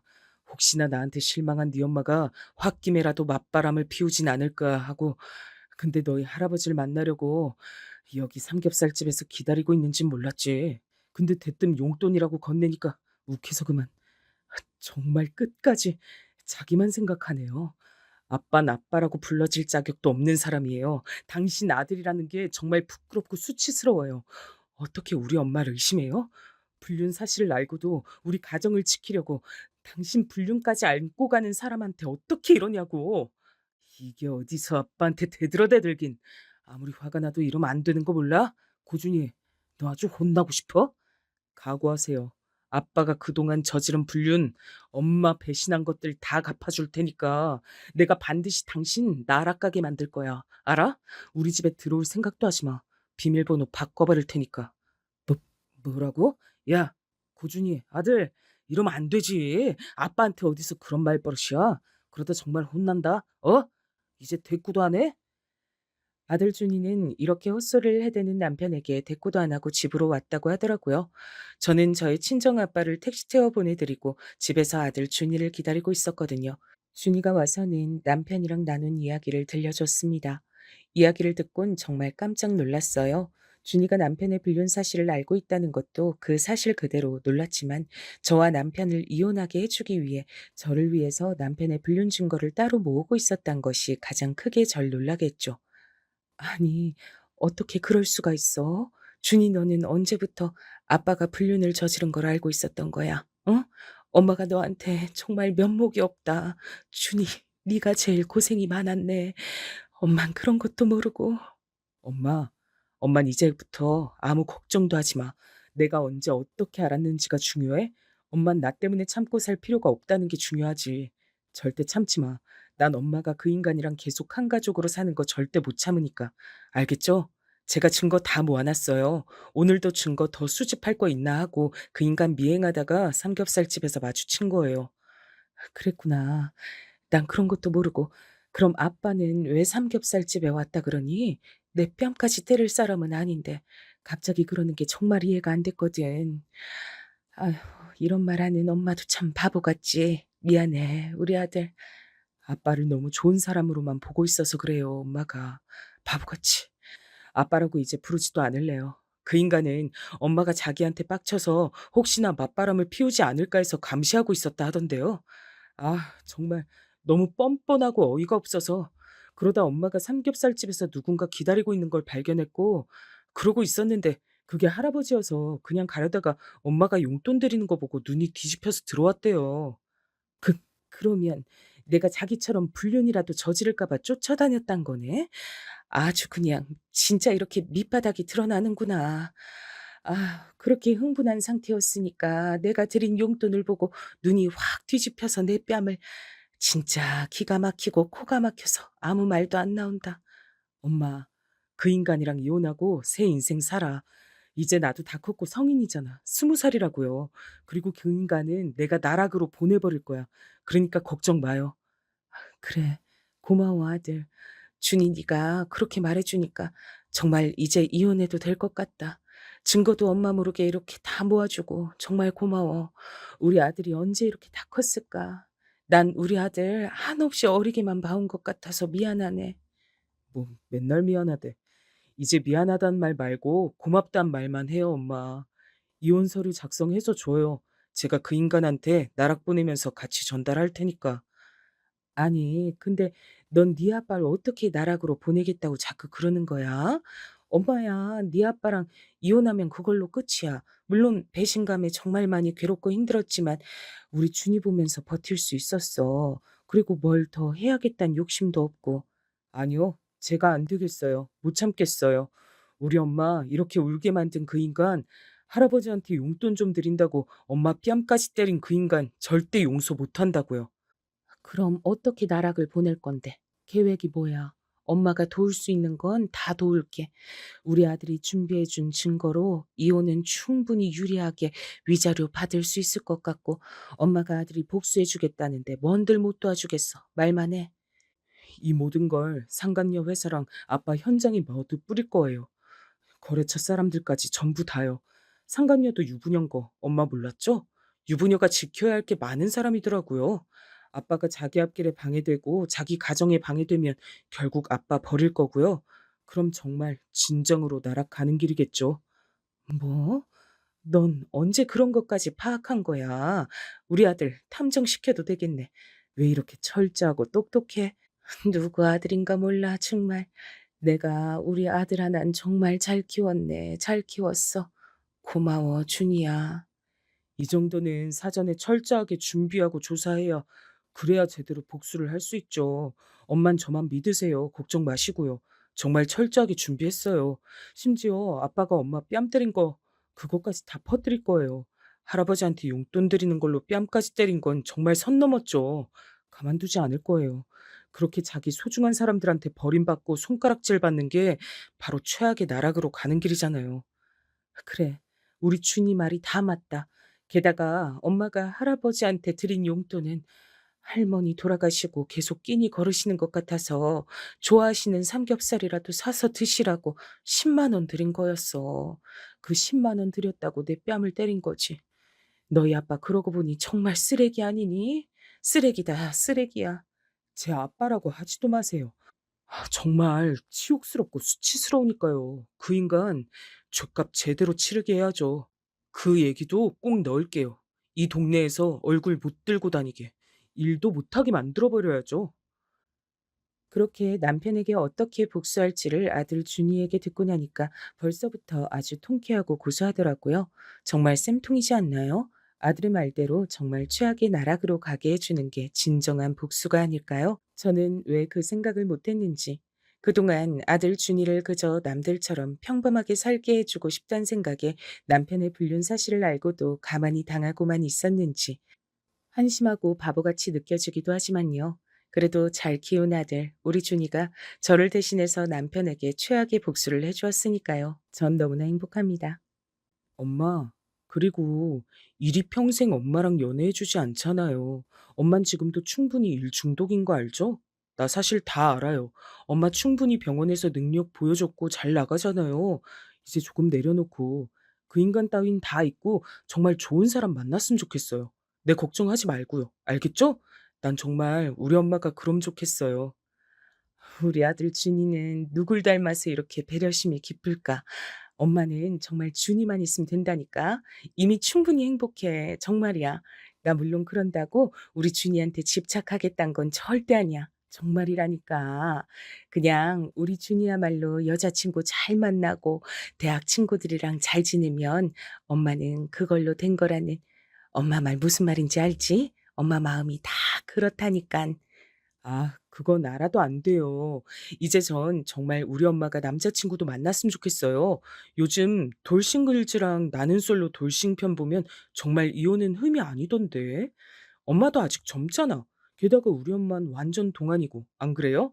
엄마 그러니까 너무 움츠러들지 말고 지금이 제일 젊은 나이잖아요. 저 결혼해서 떠나면 엄만 혼잔데. 전 그때 엄마 옆에 남자친구가 있었으면 좋겠어요. 벌써 이렇게까지 깊게 생각한 거야? 너 이제 20살이야. 아직 결혼하려면 멀었지. 내가 우리 아들 준이를 너무 얕게 봤네. 그렇게 말해줘서 정말 고마워. 그렇지만 지금은 정말 간호 일하는 게 재밌고 준이가 대학생활하는 거 지켜보는 게 너무 재밌어. 그게 엄마 삶의 유일한 낙이니까 너무 재촉하지 말아줘. 대신 이건 꼭 약속할게. 좋은 사람 나타나면 막 지나겠다고. 그럼 됐지? 요즘엔 적극적으로 서로 대시하는 게 기본이네요. 엄마, 엄마도 일에 그만 좀 매달리고 돌싱글즈랑 나는 솔로 좀 보면서 연애 세포 좀 키워보세요. 사실 저 여친 있어요. 여친 부모님도 이혼하셨는데 아버지가 재혼하셔서 같이 살거든요. 근데 새엄마랑 굉장히 잘 지내더라고요. 여친이 저한테 말해줬어요. 이혼하는 거 도와드렸으니까 이젠 엄마 연애하는 거 응원해주라고. 어머, 그게 정말이니? 준이야, 너무 잘 됐다. 아주 진국인 여친을 만났구나. 우리 준이가 기특한데? 정말 엄마 감동받았어. 그래서 나는 솔로랑 돌싱글즈 그런 것들도 알고 얘기한 거구나. 그렇게까지 생각해줘서 정말 고마워, 우리 아들. 엄마도 노력해볼게. 내가 배워야 할 게 참 많네. 그래요, 엄마. 지금이 제일 젊은 날이잖아. 이혼한 거 흠도 아니고 요즘 정말 이혼하는 사람들 많다잖아요. 나도 이제 거의 다 컸고 제 걱정하지 마시고 엄마도 엄마 행복 찾아서 정말 진심으로 행복해졌으면 좋겠어. 제 마음 아시겠죠? 네? 우리 아들 준이 때문에라도 엄마가 열심히 분발해야겠네. 알겠어. 마음 활짝 열고 마음에 드는 사람 나타나면 대시라도 해볼게. 우리 아들이 이렇게 커서 엄마한테 연애 상담도 해주고 엄만 너무 행복하다. 저는 남편과 준이만 생각하면서 정말 앞만 보고 달리는 경주마처럼 살았는데 그 사이 우리 아들 준이가 정말 바르게 잘 커졌더라고요. 제가 간호일만 하면서 외롭게 지낼까봐 걱정해주는 그 마음이 너무 예뻐서 울컥했습니다. 눈물이 핑 돌더라고요. 꾹 참았지만요. 언제 이렇게 다 큰 걸까요? 게다가 좋은 여자친구를 사귀는 것 같아서 참 다행이더라고요. 정말 감동받았습니다. 이렇게만 행복하면 정말 더할 나위 없이 기쁠 것 같더라고요. 아무런 문제가 앞으로 없을 것 같은, 아니, 어떤 문제가 생긴다고 해도 다 헤쳐나갈 수 있을 것 같은 그런 느낌이라고 해야겠네요. 그래서 아들의 응원을 허투루 듣지 않으려고 했습니다. 저도 제 남편 같은 인간은 최악의 나락으로 치워버렸으니까요. 이제 정말 자유가 된 거 정말 마음껏 즐겨보려고 합니다.